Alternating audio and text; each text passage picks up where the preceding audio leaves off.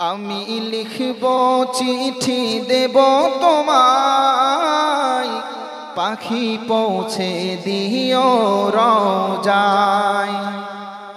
আমি লিখব চিঠি দেব তোমায়, পাখি পৌঁছে দিও রওজায়।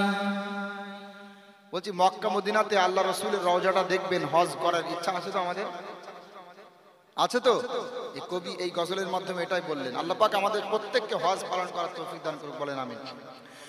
আমি লিখব চিঠি দেব তোমায়, পাখি পৌঁছে দিও রওজায়। আমি থাকব বসে আশায়, চিঠির উত্তর আসবে আমার গায়। আমি লিখব চিঠি দেব তোমায়, পাখি পৌঁছে দিও রওজায়।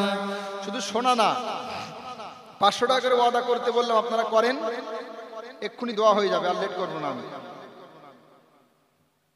500 করে টাকা, আর কেউ আসেন দেওয়ার জন্য? আমি থাকব বসে আশায়, চিঠির উত্তর আসবে আমার গায়। আমি লিখব চিঠি দেব তোমায়, পাখি পৌঁছে দিও রওজায়। কবে আসবে মদিনার পয়গাম,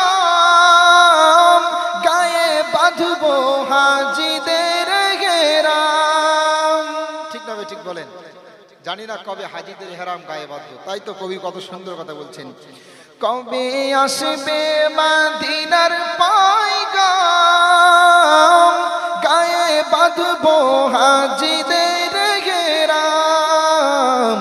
আমি ঘুরব মদিনার চারিপাশ, দু চোখে দেখিব সবুজে গুম্বাজ।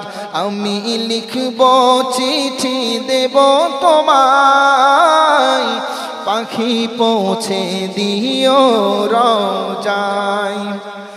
আমি থাকব বসে আশায়, চিঠির উত্তর আসবে আমার গায়।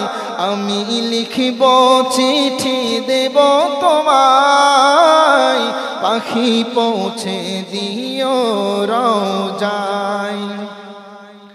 তৃষ্ণায় কাতর আমার মন, তৃষ্ণা মেটাবে কূপ জমজম। ঠিক না? ঠিক বলেন। তৃষ্ণায় কাতর হয়ে আছি, কবে সেই মদিনাতে মক্কাতে পৌঁছাবো, সেখানে গিয়ে জমজমের পানি পান করব। এই পানি পান করার মাধ্যমে আমার মনের যত তৃষ্ণা মেটাবো। এটাই কবি কত সুন্দর কথা, কত সুন্দরভাবে প্রকাশ করলেন। তাই তো বলছেন, তৃষ্ণায় কাতর আমার মন, তৃষ্ণা মেটাবে কূপ জমজম। সে পানি মাখব আমি সারা গায়, পাখি পৌঁছে দিও রওজায়।